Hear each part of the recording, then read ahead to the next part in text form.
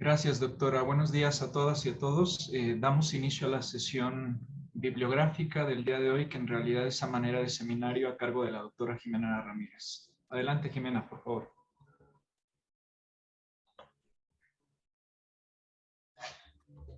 Bueno, muy bien. Buenos días a todos. Me presento, soy la doctora Jimena Ramírez Pérez, soy residente de cuarto año y el día de hoy tengo el gusto de presentarles el seminario titulado Desarrollo de fármacos para la enfermedad de Alzheimer. Quisiera agradecerle especialmente al doctor Guillermo, quien me tutorió para elaborar este seminario, el cual será, bueno, la antesala a una sesión clínica relacionada que contará con la valiosa participación de varios invitados. Entonces, sin más, pues comencemos. El contenido de esta presentación se divide en una parte introductoria, en donde hablaremos sobre la definición de la enfermedad de Alzheimer, la fisiopatología de esta, las etapas, el continuo de la enfermedad y el diagnóstico. Abordaremos datos epidemiológicos relacionados con también mortalidad y costos. Hablaremos sobre los tratamientos ya aprobados para la enfermedad de Alzheimer, un poco sobre los ensayos clínicos, sus etapas y cuáles son las dificultades al momento de su realización. Y después hablaremos en específico sobre este artículo del 2021, haciendo especial énfasis en los tratamientos que son modificadores del curso de la enfermedad y en específico las estrategias antiamiloide con anticuerpos monoclonales. Y finalmente las conclusiones. Entonces, para introducir el tema, sabemos que la enfermedad de Alzheimer es una enfermedad neurodegenerativa que se caracteriza por un deterioro prominente de la memoria y de diversos dominios cognitivos, incluyendo la capacidad funcional del afectado. Es la forma más común de demencia, ya sea sola o en combinación con otras enfermedades, representa el 60 al 80% de los casos. En cuanto a la patología, es característica la acumulación de fragmentos de proteína beta-amiloide, también conocida como placas amiloides fuera de las neuronas, y hebras de proteína tau intracelulares. Todos estos cambios finalmente llevan a la muerte neuronal y al daño en el tejido cerebral. Desde hace 120 años que el doctor Alzheimer describió a la paciente en quien caracterizó la enfermedad que lleva su nombre, pocos avances en materia de tratamiento efectivo hemos logrado. Ninguna otra área de la medicina tiene tal grado de rezago. Si hoy una paciente como August Deter acudiera con nosotros, no tendríamos mucho más que ofrecerle que en aquel entonces. Si bien lo que sí conocemos más es sobre la fisiopatología. La fisiopatología de la enfermedad de Alzheimer consiste en una serie de procesos destructivos y complejos que conducen a la disfunción celular y la muerte. Este proceso comprende cada vez más, aunque todavía no del todo, y por lo mismo no hemos podido desarrollar tratamientos más efectivos para la misma. El evento inicial, y al que se le ha dado más importancia a la explicación de la enfermedad, se denomina hipótesis de la cascada amiloide. Para los propósitos de este seminario nos enfocaremos en esta teoría. En términos generales, una proteína de la membrana neuronal denominada APP o proteína precursora del amiloide sufre una serie de cortes secuenciales por parte de un complejo de enzimas denominadas secretasas, la alfa secretasa, beta secretasa y gamma secretasas. En condiciones normales se generan fragmentos solubles que se eliminan con facilidad. En la enfermedad de Alzheimer, este proceso se altera y los fragmentos tienden a agregarse y eventualmente a formar placas de beta-amiloide que caracterizan a esta enfermedad. A partir del conocimiento de este primer acontecimiento es que se han definido diferentes dianas terapéuticas para tratar de evitar el desarrollo de la enfermedad. Por ejemplo, fármacos que modulan la acción de las enzimas ya descritas o anticuerpos que disuelven el amiloide que se agrega facilitando su aclaramiento o eliminación. Otra serie de eventos secuenciales o alternos se desarrollan siendo que una proteína importante en la función neuronal, es la proteína tau, sufre un proceso de hiperfosforilación a través de unas enzimas denominadas sinasas. Estas proteínas tau tienden a agregarse formando ovillos o marañas neurofibrilares, el cual es un componente patológico importante en la enfermedad que de igual forma generan disfunción sinéptica y muerte neuronal. Esta podría ser otra diana terapéutica potencial. Como veremos más adelante, en realidad la enfermedad es más compleja y participan otros eventos que más adelante iremos mencionando. En cuanto a la anatomía patológica, encontramos que a nivel de, digamos, como del encéfalo macroscópico o lo que podemos ver en los estudios de neuroimagen, en general se aprecian datos de atrofia, de predominio en las áreas temporoparietal y en estructuras temporales mesiales y del hipocampo.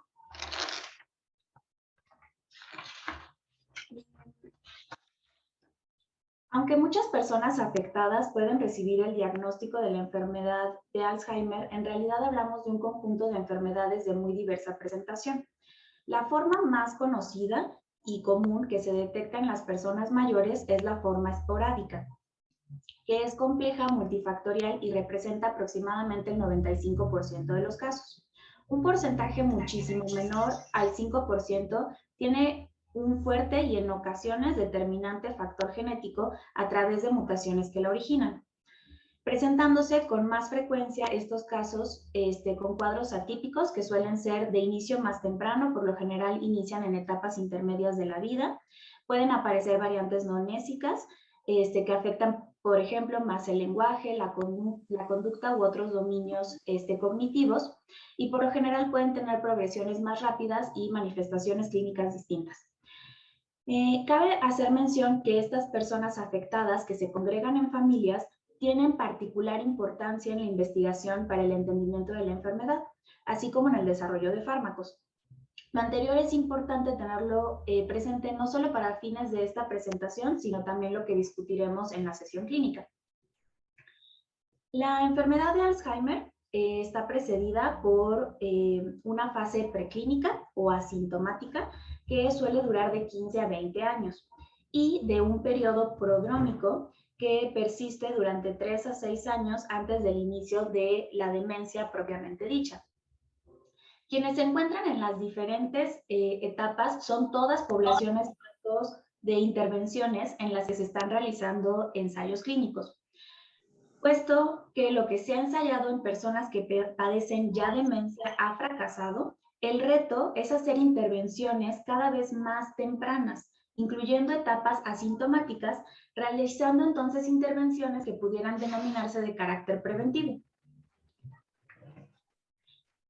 Históricamente, el diagnóstico de la enfermedad ha sido principalmente clínico y es normalmente cuando la enfermedad está ya manifiesta y nuestras intervenciones farmacológicas pueden ser o son poco efectivas. El entendimiento del continuo de la enfermedad, así como de los fenómenos biológicos característicos de cada etapa, nos permitirían hacer diagnósticos cada vez más precoces a través de los biomarcadores. Los biomarcadores deben de reflejar la presencia o ausencia de la enfermedad, su estadio, así como la respuesta a las intervenciones terapéuticas. La accesibilidad, el costo, la naturaleza invasiva de muchos de estos y la dificultad debida para su validación hacen difícil la implementación de estos biomarcadores en la práctica rutinaria. El reto actual justamente es poder desarrollar biomarcadores que sean sensibles y específicos para la enfermedad, que puedan ser periféricos, que no sean invasivos, que sean accesibles y a la vez sean fáciles para la interpretación por parte de los clínicos.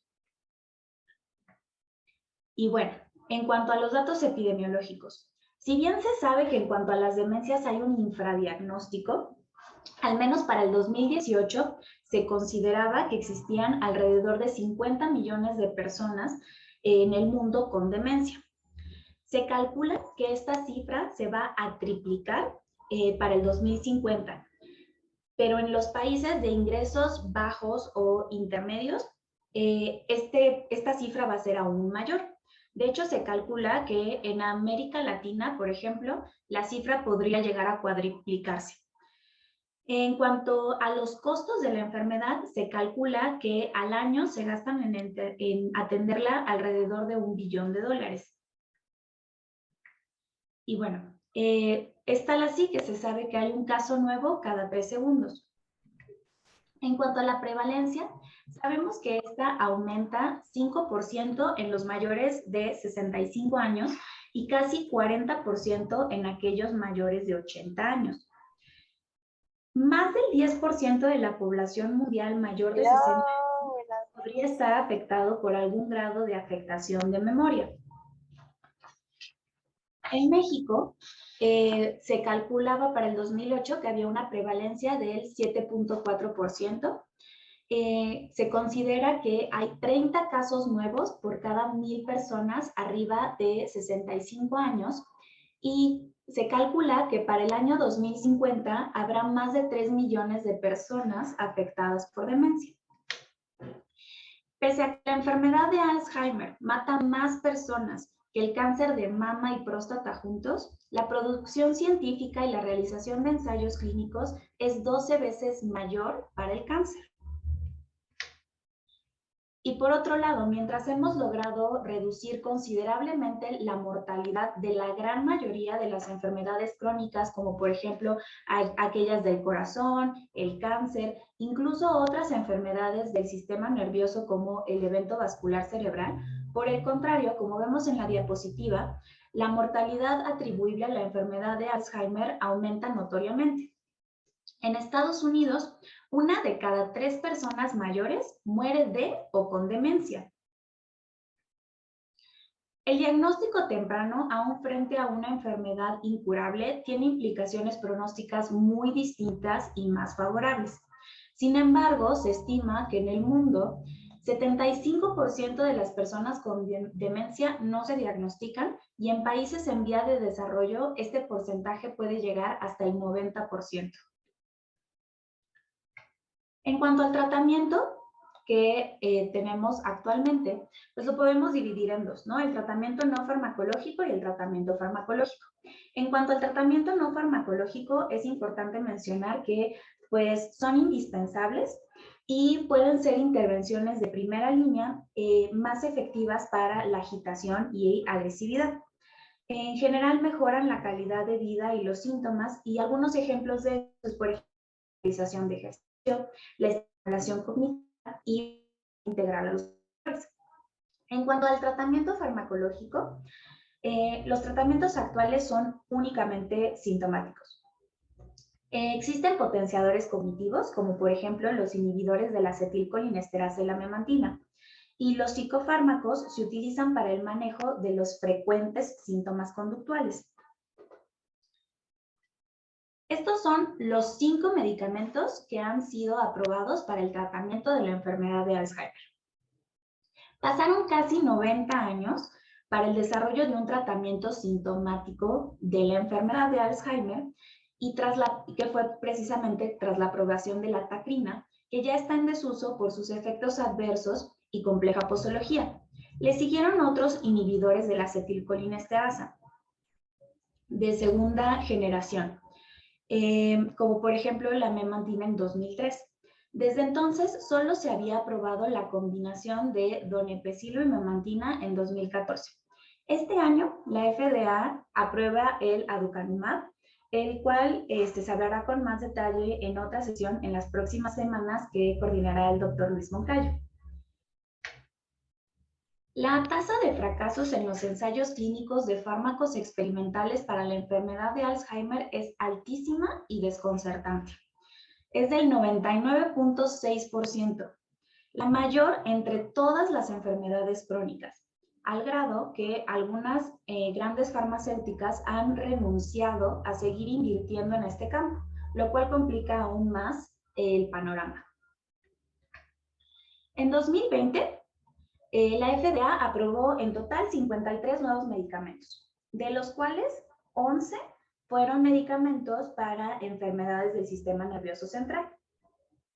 De estos 11 medicamentos, más de la mitad, del 63%, eran tratamientos modificadores de la enfermedad. Es decir, que está habiendo un progreso justamente en fármacos que tienen la intención de modificar la enfermedad. Sin embargo, ninguno había sido aprobado para enfermedad de Alzheimer hasta junio pasado. El 7 de junio, la FDA aprobó el uso del aducanumab. Es un anticuerpo monoclonal antiamiloide para etapa prodrómica e inicial de la enfermedad de Alzheimer. En más de 18 años no se había probado un fármaco nuevo para esta enfermedad, siendo que además es promocionado como una terapia modificadora del curso de la enfermedad. Es decir, no es solamente un tratamiento sintomático, sino que presuntamente incide directamente en las causas biológicas esenciales que la causan. Lo anterior constituye un hito en la historia de este padecimiento. Se generó enorme expectativa y controversia, no solo en la comunidad médica y científica, sino también a nivel mediático y social. Resulta pertinente hacer esta aclaración porque en el artículo que revisaremos el día de hoy, el mismo fármaco fue aún presentado como de carácter experimental y bajo ensayo. Y bueno, repasando un poquitito sobre los ensayos clínicos. Si recordamos, bueno, los ensayos clínicos en cuanto a su metodología tienen un grupo de comparación y un grupo control y tienen el objetivo de que evaluemos la eficacia de las intervenciones. En este caso son justamente farmacológicas. Según el grado de enmascaramiento, pueden ser abiertos, ciego simple, doble ciego, triple ciego y llevan un proceso o fases, que son las que están aquí descritas. Son en general 4 fases. La primera fase es la fase encargada de valorar la seguridad del fármaco. Esta se realiza con alrededor de 20 a 100 sujetos sanos y la intención es poder obtener datos de farmacocinética y farmacodinámica. Una vez obtenido esto, pasamos a la fase 2. La fase 2, su objetivo es medir la eficacia. En este caso, se requieren más de 100 pacientes, es decir, personas que tengan el padecimiento, y se hacen estudios para comparar con placebo, justamente para ver la eficacia.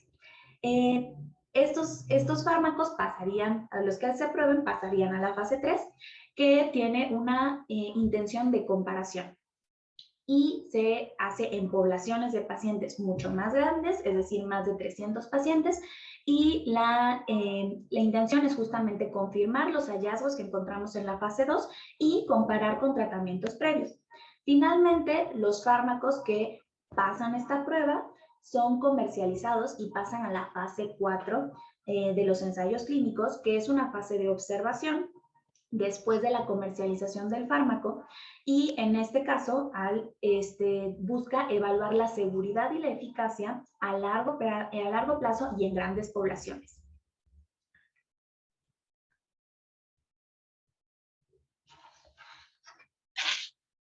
Pese a los avances que hemos tenido en la visibilización de la demencia y la trascendencia de la misma, el financiamiento todavía sigue siendo insuficiente. Aún no hubiéramos resuelto lo anterior, se requieren numerosos participantes, seguimientos prolongados y certeza diagnóstica. Es decir, que ensayemos fármacos para Alzheimer requiere que tengamos la certeza de que aquellos a quienes les estamos proporcionando el fármaco realmente tengan Alzheimer. Además, los ensayos requieren un manejo adecuado de complejas y muy extensas bases de datos.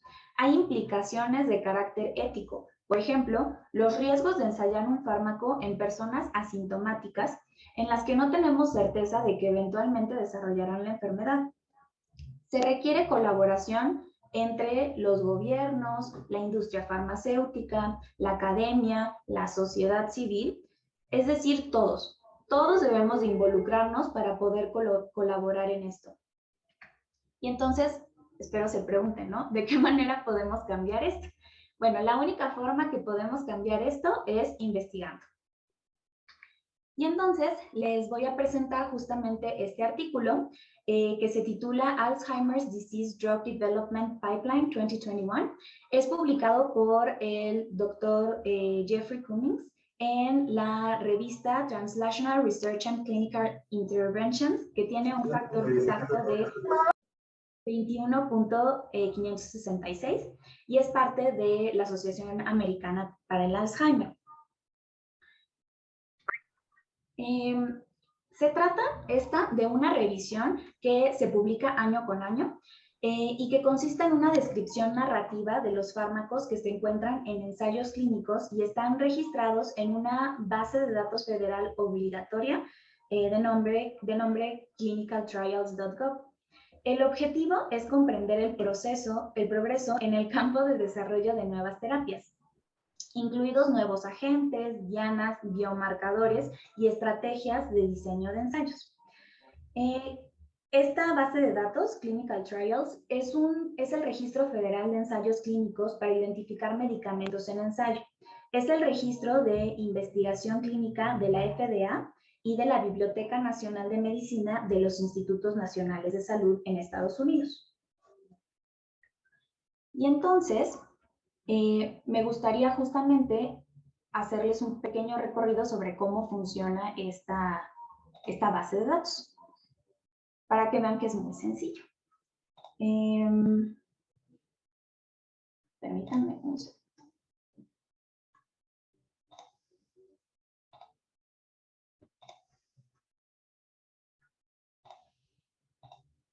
Ok, entonces, si vemos, pues simplemente la página la buscamos y si vemos es un buscador que es bastante amable, ¿no? Esta es la página principal, justamente es una base de datos en donde, como les comentaba, están publicados todos los estudios clínicos. Aquí, como ven, podemos poner nuestra condición o nuestra enfermedad, que por ejemplo podemos ser muy específicos en cuanto a la condición que estamos buscando, ¿no? Como por ejemplo, early onset Alzheimer disease, ¿no? Muy específico. Por ejemplo, si conocemos el investigador que está haciendo esta investigación, pues lo podemos poner y podemos poner nuestro país, ¿no? México. Incluso pudiéramos poner nuestra ciudad, ¿no? O sea, la intención es como ir haciendo una búsqueda de cuáles son justamente los estudios que están en este momento. Entonces, si hacemos la búsqueda, nos encontramos justamente con que hay un estudio, ¿no? Que cumple con estas búsquedas, ¿no?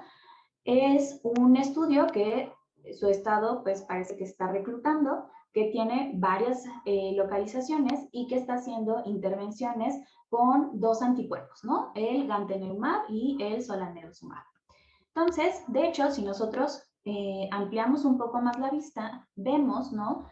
Que aquí está como nuestra búsqueda, el título, ¿no? del estudio, quiénes son quienes están encontrando, los patrocinadores, colaboradores, la descripción del estudio, en qué fase se encuentra. También encontramos, por ejemplo, más abajo, cuáles son los criterios de inclusión, ¿no? O sea, cuáles son las personas que pueden ser candidatas a participar en este estudio. Entonces, vemos que de 18 a 80 años, todos los sexos, acepta voluntarios sanos y aquí vienen todos los criterios de inclusión.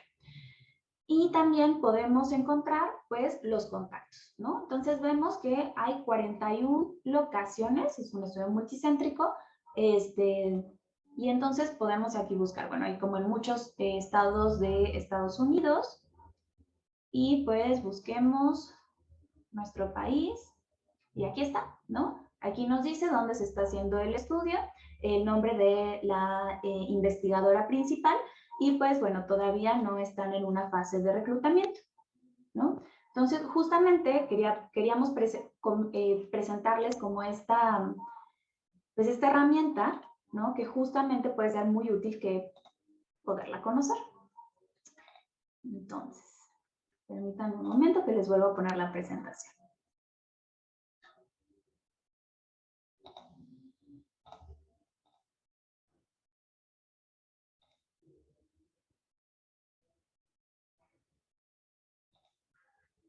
Muy bien. Y entonces, pues vamos a hablar ahora sí de lleno, pues justamente del estado actual de los fármacos que se encuentran en estas tres fases de estudio. El estado actual es que, bueno, que Al 5 de enero del 2021, que es cuando se publica este artículo, teníamos 126 agentes. 30% de todos los fármacos son modificadores de la enfermedad y son terapias biológicas. Prácticamente el 40% son fármacos con un replanteamiento terapéutico. Es decir, fármacos reutilizados que tienen una aprobación para otras enfermedades, como por ejemplo, si ustedes ven las tablas que trae el artículo, encontrarán que, por ejemplo, hay algunos antihipertensivos, algunos antidepresivos, pero que justamente se están valorando con dianas en la patogenia de la enfermedad de Alzheimer. Entonces, de estos 126 fármacos que se encuentran en las 3 fases de estudio, podemos dividir que hay algunos que son sintomáticos y otros que son tratamientos modificadores del curso de la enfermedad. La mayoría, más del 80%, son modificadores del curso de la enfermedad. Y en cuanto a los sintomáticos, aproximadamente un 10% buscan mejorar los síntomas con una mejora cognitiva y aproximadamente un 7% en síntomas neuropsiquiátricos. Entonces, aquí les presento el resumen de los 126 fármacos acomodados de manera concéntrica en las 3 fases de los estudios clínicos. Es importante como para ir entendiendo un poco más, digamos, los iconos de esta imagen. Los colores de los iconos hacen alusión al mecanismo de acción, mientras que la forma de los iconos es sobre las características de los sujetos en quienes se está llevando las fases experimentales. Así, por ejemplo, si nos fijamos, en la fase 3, que es la parte que está más concéntrica, aquellos biológicos y modificadores de la enfermedad, existen 4 fármacos, los 4 con diana amiloide, y que se están aplicando en personas en fase prodrómica de la enfermedad o preclínica. Y bueno, entonces, como les comentamos, vamos a hacer énfasis especialmente pues, en la fase 3, que son probablemente los medicamentos que tengan más posibilidad de ser aprobados antes. En esta fase 3 tenemos 28 agentes. De estos, 17 son modificadores de la enfermedad y 4 son biológicos, que son estos 4 anticuerpos monoclonales. Como vemos, sigue siendo la hipótesis amiloide pues, el principal mecanismo de acción. Sin embargo, vemos que también existe una diversificación en cuanto a los mecanismos de acción. Y bueno, en cuanto a los fármacos, también los podemos dividir o clasificar de los modificadores de la enfermedad en aquellos biológicos y aquellos de moléculas pequeñas. Los biológicos en general son los anticuerpos, las vacunas, los oligonucleótidos y las proteínas terapéuticas. Las moléculas pequeñas, por lo general, pues son menores a 500 Daltons y su vía de administración es oral, a diferencia de los biológicos que por lo general requieren vías de administración diferentes a la vía oral. Y bueno, The Common Alzheimer's Disease Research Ontology, o CADRO, es un sistema o consenso que se utiliza con la intención de tener un lenguaje común entre los investigadores de este tema. Proporciona una manera de clasificar a las dianas de los tratamientos relevantes para la enfermedad de Alzheimer. Cabe resaltar que se han diversificado los mecanismos de acción empleados, aunque suelen ser los fármacos antiamiloide los que tienen más posibilidades de llegar a la fase 3. Recordar que el propósito de esta sesión y ligado al contenido de la sesión clínica, pues vamos a centrar nuestra atención principalmente en estos fármacos. Y bueno, de acuerdo a la fase clínica en la que están enfocando los tratamientos, vemos que realmente puede haber, hay estudios en todas las fases de la enfermedad de Alzheimer. Sin embargo, la mayoría pues está enfocando en la fase 3, hay 3 estudios que pues están enfocándose en la fase prodrómica o de deterioro cognitivo leve. Cabe mencionar que aquí se encuentran 2 anticuerpos que son justamente el gantenerumab y el solanezumab. Y bueno, el tema con el tiempo y los participantes. En la fase 3 se han requerido o se requieren 25.373 participantes. En promedio se utilizan para realizar estos estudios 335 semanas. 2/3 de los estudios tomaron más tiempo del que tenían planeado. Y algo que ha ocurrido justamente con la pandemia por COVID es que estos tiempos se han todavía prolongado más.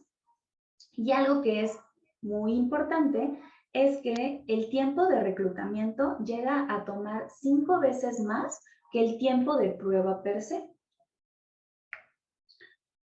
En cuanto a la fase 2, encontramos 74 agentes, de los cuales casi el 90% son modificadores de la enfermedad. De igual forma, pues las estrategias se han diversificado. Y en cuanto a la fase 1, encontramos que tenemos 24 agentes, de los cuales el 95% son modificadores de la enfermedad. Y en esta fase solamente hay uno que tiene como objetivo la reducción de amiloide.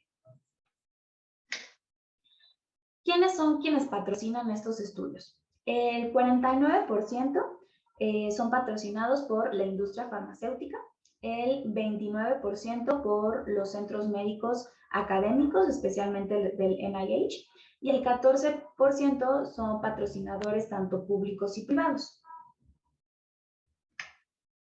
En cuanto a los participantes, para todas las fases experimentales se requieren aproximadamente 38.826 participantes. Y en cuanto a las semanas dedicadas, se requieren 2.540.014 semanas dedicadas para realizar los estudios clínicos. Y en este número todavía no estamos contabilizando el tiempo que se dedica a elegir a los sujetos que pueden ingresar a los estudios. En cuanto a la localización de los estudios clínicos, más del 80% se realizan en Norteamérica, específicamente en Estados Unidos y Canadá, aunque, como vieron, pues ya comienzan a realizarse los estudios en nuestro país. Y entonces, nuestras conclusiones. La enfermedad de Alzheimer es una enfermedad que actualmente representa altos costos y morbilidad, proyectándose un mayor número de casos en los próximos años. El avance en el conocimiento de la enfermedad de Alzheimer ha avanzado de manera importante en cuanto a su fisiopatología y el diagnóstico. Las estrategias farmacológicas aún se encuentran en desarrollo, con un ligero incremento en relación a años anteriores, siendo una de las mayores dificultades el reclutamiento de los participantes. Es por eso que la Asociación Americana para el Alzheimer impulsa que no debemos de quedarnos con los brazos cruzados esperando una cura, sino que debemos de ayudar a encontrar una. Y entonces, bueno, les presento al Dr. Cummings, el autor de este artículo, quien dice: la gente me pregunta, ¿cuándo vamos a tener un tratamiento o una cura para la enfermedad de Alzheimer? Y yo les digo que no sé si está a un paso o a 100 de distancia, pero lo que sí sé es que solamente se puede llegar allí dando el paso siguiente. En mi opinión, un ensayo fracasa cuando no se aprende nada de él. Muchísimas gracias.